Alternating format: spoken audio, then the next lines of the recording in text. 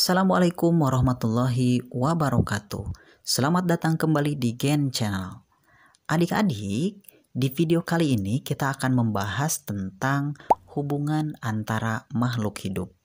Karena dalam kehidupan kita, baik pada hewan maupun pada tumbuhan, biasanya terdapat hubungan antara makhluk hidup yang satu dengan makhluk hidup yang lainnya.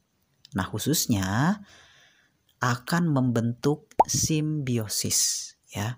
Nah, tapi sebelumnya tentu kita harus memahami apa yang dimaksud dengan simbiosis itu sendiri ya.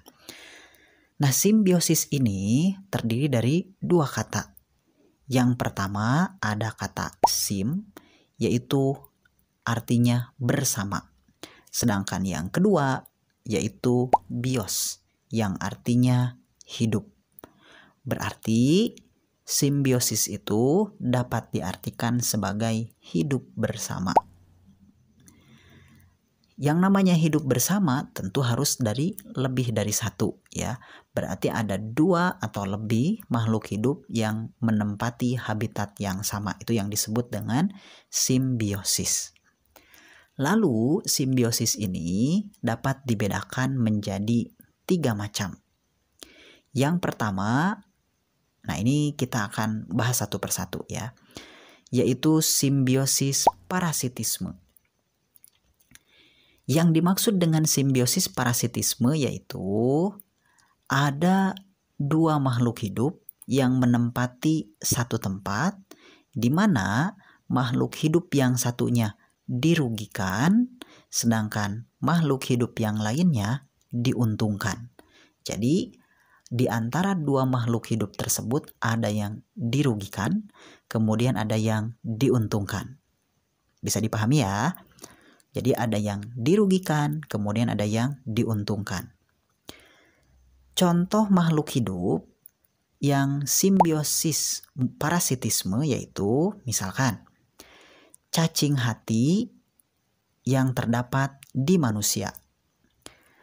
Berarti cacing hatinya tentu sangat diuntungkan karena memiliki tempat hidup, yaitu di hati manusia. Sedangkan manusianya tentu sangat dirugikan karena cacing hati tersebut dapat menyebabkan penyakit pada hati orang tersebut. Nah, tentu di sini bisa terlihat manusianya dirugikan, sedangkan cacing hatinya diuntungkan.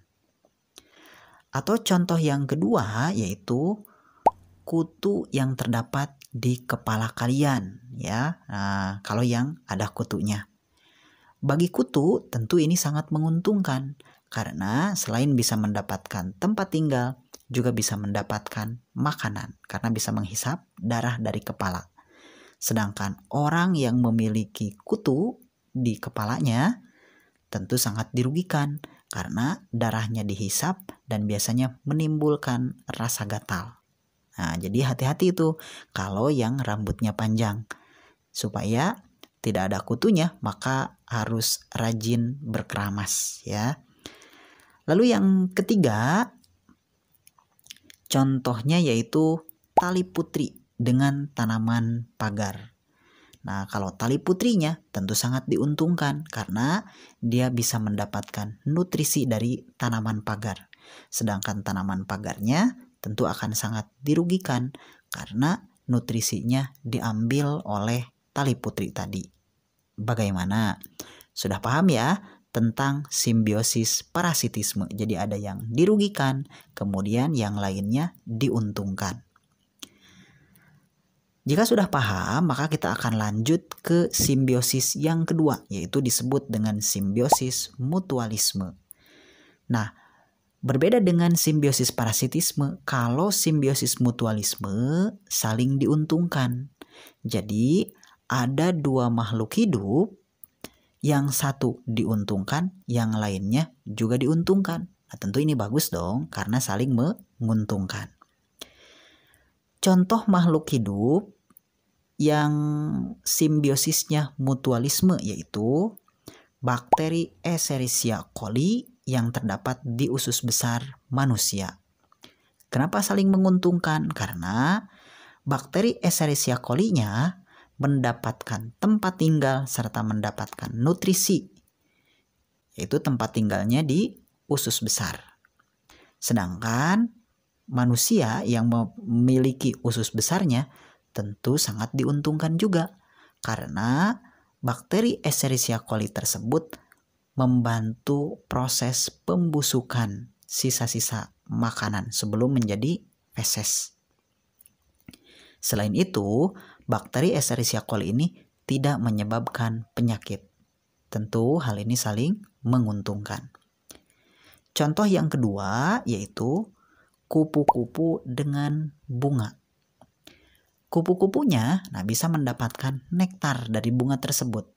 Sedangkan bunganya terbantu dalam proses penyerbukannya. Sehingga nanti bisa menghasilkan biji yang terdapat pada buah. Nah, tentu ini sangat menguntungkan baik bagi kupu-kupu yang mendapatkan nektar maupun bagi bunga yang bisa melakukan penyerbukan. Untuk contoh yang ketiga yaitu kerbau dengan burung jalak. Kerbaunya akan diuntungkan atas keberadaan burung jalak karena bisa mengambil kutu-kutu yang terdapat di tubuh kerbau.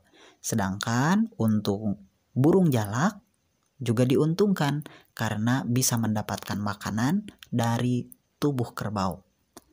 Nah, itulah pembahasan tentang simbiosis mutualisme, di mana ada dua organisme yang hidup bersama dan masing-masing diuntungkan. Sudah paham ya? Kalau sudah, berarti kita akan lanjut ke simbiosis yang ketiga atau yang terakhir, yaitu disebut dengan simbiosis komensalisme.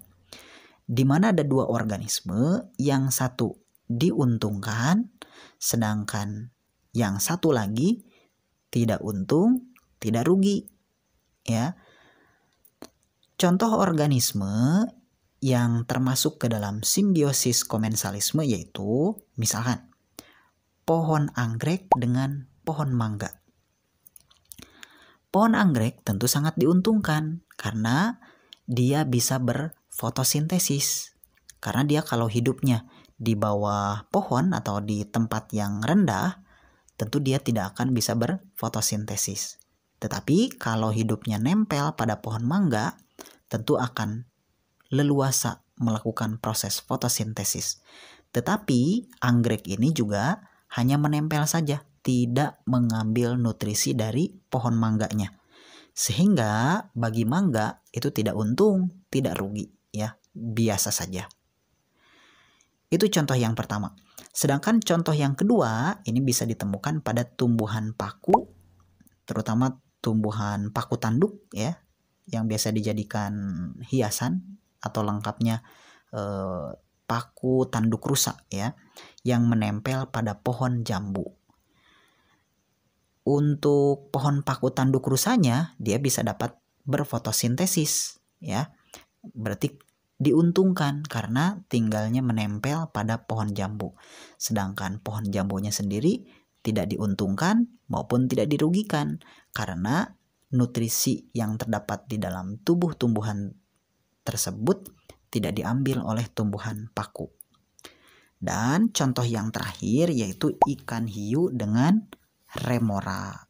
Hiunya tidak diuntungkan atau tidak dirugikan, sedangkan ikan remoranya memperoleh sisa-sisa makanan yang berasal dari hiu. Sedangkan hiunya tidak diuntungkan serta tidak dirugikan oleh ikan remora tersebut. Nah, itu adalah contoh-contoh yang termasuk ke dalam simbiosis komensalisme. Jadi komensalisme ini ada dua organisme, yang satu diuntungkan, sedangkan yang satunya lagi tidak diuntungkan maupun tidak dirugikan. Nah, mudah-mudahan bisa dipahami baik simbiosis parasitisme, mutualisme, dan juga komensalisme. Tentu ini harus dikuasai karena sering ditanyakan. Itu saja pembahasan kita tentang simbiosis. Mudah-mudahan bermanfaat, dan bagi kalian Yang belum nonton video sebelumnya silahkan ditonton. Dan jangan lupa ditunggu juga video-video yang akan datang. Terima kasih. Wassalamualaikum warahmatullahi wabarakatuh.